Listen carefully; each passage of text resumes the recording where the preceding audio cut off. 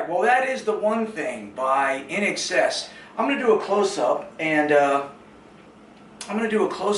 break it down, and show you all the parts. I'm going to kind of talk about it before we get started. But anyway guys, let's get the close-up. I'm going to move over to my little jam area. I'll be right back. Okay guys, so now I'm going to do a close-up and kind of show you the parts. Very simple song. But the one thing that's been bothering me, ironically the one thing that really bothers me though, I scoured the internet. I watched videos. I watched live videos. I watched amateur style guitar players trying to teach you guys the songs, and everybody plays it wrong. Or the one thing I've noticed, that everybody giving the instruction completely leaves out the breaks, the verse, and the whole bit. I don't understand why. That's that opening where you get that. I don't know why everybody leaves it out. But if you want to cover what the keyboard playing is, and I think he's playing like maybe an E13.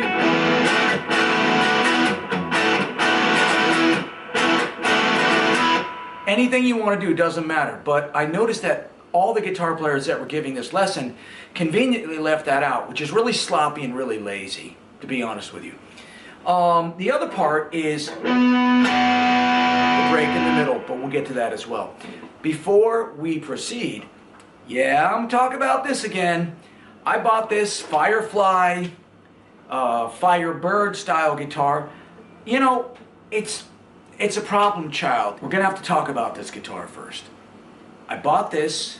I did a very critical review of it with Firefly in general, because I feel personally that the quality of their work has gone way down. I think they've gotten sloppy for some reason.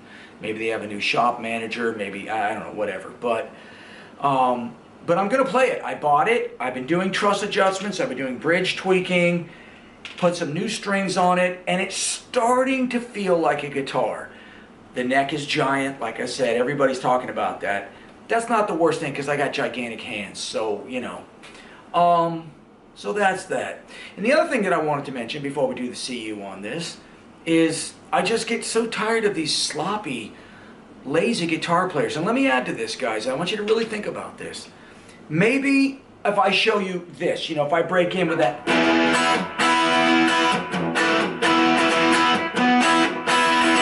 And I break into that.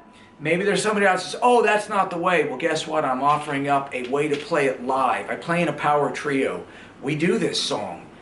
We do a lot of songs that have keyboard parts. So as a guitar player, you've got to find the keyboard voicings or something very close to it. We have basically 4 fingers on the fretboard.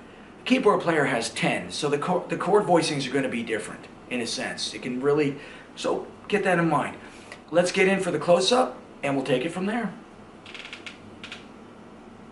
Okay, so I'm just going to give you the parts real quick. It's pretty simple. The way that I hear the opener, because it's a keyboard part, I just hear it as like an E sus. And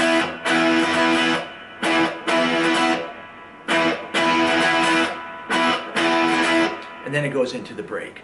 You can also play, which I thought I kind of heard it, is at almost that 13 ask or 11 chord.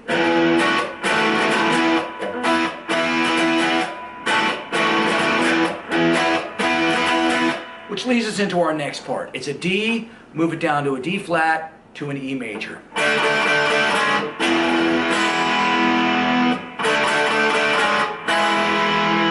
you notice what I did there? Instead of jumping around here, and this, same chord. What I did was that first one, the next one, you notice I leave out the voicings, the A and the E string on the low. I leave out those voicings because it emulates that vibe. Chorus, C, G. Now I play a D half bar here, the baby D I call it. A. This is a voicing of A, as is this.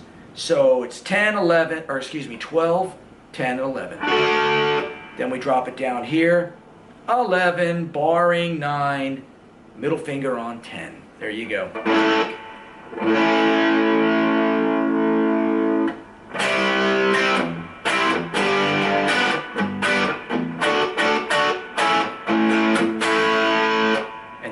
to. There it is. The break in the middle.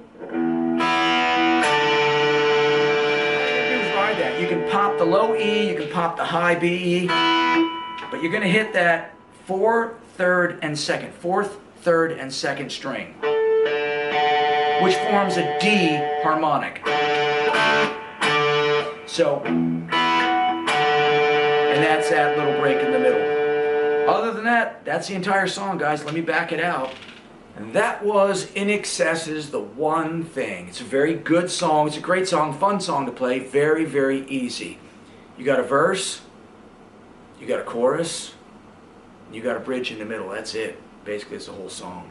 In terms of the sax solo, what we do live with my band, sometimes I'll do a solo in E major, pentatonic, modal, and or we'll just riff on a chordal thing and we just jam as a band. Let the drums and bass just really open it up. So these are ways you can play it.